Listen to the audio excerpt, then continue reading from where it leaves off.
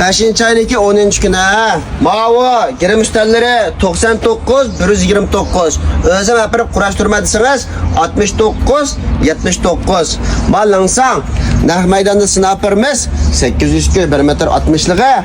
Enanıken bir kaltlı homenci 600 köy bervatımız. Mavi lansangla astım ya işgaltıkla muzlaydı, tonlaydı, miya muzlaydı. Üstü aynı yok.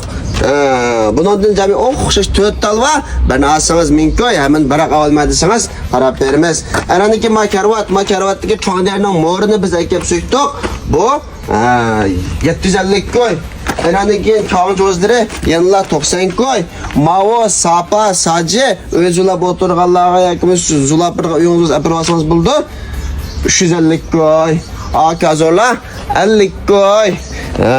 Ananiki meyda tokucakları var. Qanday midamada qilsa gitma o. Mala hammasi jumyantong. Ananiki meyda bir ko'zlik say qo'raydigan bir ko'zli say qo'raydigan uchoq temir va to'yliq emas ki ha, bu gazliqga. Ananiki qo'sh ko'zlik var edi, sizga sotatasizmi? Qo'sh ko'zlik talada. Qo'sh ko'zligan bajma say qo'raydiganning yana degan bengüler tükidi. Ma bengü var. 500 koy 1 metre 40 içi çoğunkur çıkıdığını. Ananiki ma bir tane şavduguy 95% yana mınan cuma. İşletmegenimi. Bundak. Bu var. Andın miyadama işkapla.